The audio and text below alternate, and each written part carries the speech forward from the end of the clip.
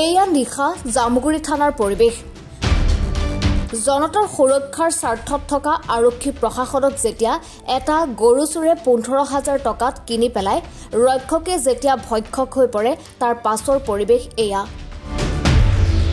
শনিবাৰে নিশা গৰু চুৰক লৈ এক উত্তপ্ত পৰিস্থিতিৰ সৃষ্টি হৈছে জামুগুৰি আৰক্ষী থানাত জামুগুৰিহাটৰ পশ্চিমাঞ্চলৰ প্ৰায় 2 শতাধিক ৰাইজে আৰক্ষীৰ দুৰ্নীতি অনিয়মৰ বিৰুদ্ধে অভিযোগ তুলি আৰক্ষী থানা ঘেৰাও কৰি ধৰ্ণা কাৰ্যসূচী ৰূপায়ণ কৰে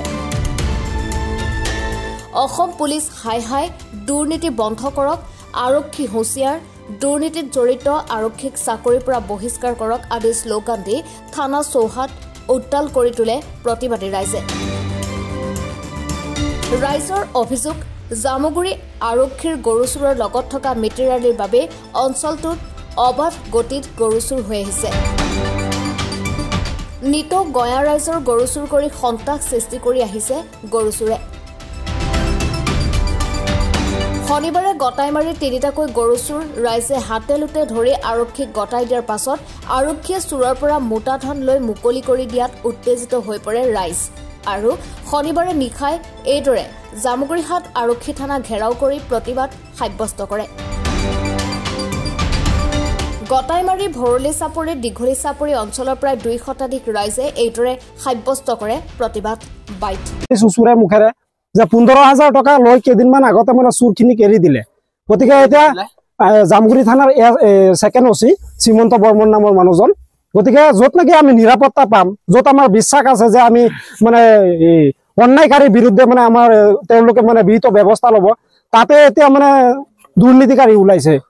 সেইখিনি বস্তু যাতে তদন্ত হ'ব লাগে আমাৰ মানে দৃঢ় বিশ্বাস অসম পুলিচৰ ওপৰত বা আইনৰ ওচৰত যে এইখিনি তদন্ত হ'ব আৰু উচিত ব্যৱস্থা ল'ব বুলি আমি আশা ৰাখিছো আইনৰ ওচৰতে এইখিনি আমি জনাও আৰু দ্বিতীয়বাৰ যাতে এই মানে চুৰকিটা কোনো পৰ্যায়ত হাৰি যাব নোৱাৰে দৃষ্টান্তমূলক শাস্তিৰ ব্যৱস্থা কৰিব বুলি আমি আশা ৰাখিছো আৰু এই শ্ৰীমন্ত বৰ্মন নামৰ মানুহজনক যেতিয়া চাকৰিৰ পৰা বৰখাস্ত নকৰিব তেতিয়ালৈকে আমাৰ এই তীব্ৰ ভাষাৰে কৈছো যে আন্দোলন আমাৰ চলিয়ে থাকিব আব্দুল বাৰেক মুন্না চালি আব্দুল ফালান এই 3জন আৰু তদন্ত কৰিলে হয়তো 2 ওলাব পাৰে ঘটনাটো কালি ৰাতি আমাৰ চলিঘাটৰ ফাৰ্মৰ পৰা 7টা গৰু চুৰ হৈছিলে তাৰ কাৰণে আমি আজি গোটেই দিনটো বিচাৰি খুচাৰি লাষ্টত গৈ গোটেই বালি চাপৰি ৰাইজৰ সহযোগত আমি 3টা চোৰ কৰায়ত্ব কৰিছো আৰু চোৰ কেজনে কৈছেও তেওঁলোকে চুৰ কৰিছো বুলি কৈছে স্বীকাৰো কৰিছে গতিকে আমি গোটেই ৰাইজে এটা তদন্ত বিচাৰিছো গোটেই ৰাইজে গতিকে সেয়া আমাৰ হেৰি আৰক্ষীয়ে মানে এৰি দিলে নেকি চোৰকেইটা পইচা লৈ সেইটোতো নাজানো আমি আমাৰতো কালিৰ ঘটনা আমাৰতো কালি ৰাতি চুৰি হৈছে আমি আজি গোটেই দিনটোৰ কথাটোহে গম পাইছো এওঁলোকৰতো ঈদৰ দিনা চুৰি হৈছে বুলি কৈছে ন এওঁলোকৰতো ঈদৰ দিনা চুৰি হৈছে আৰু প্ৰায় চুৰি হৈয়ে আছে আমাৰ চকীঘাট বকুলগুৰি বালি চাপৰি কোৱামৰা গোৱালগাঁও গোটেইখিনি অঞ্চলত চুৰি হৈয়ে আছে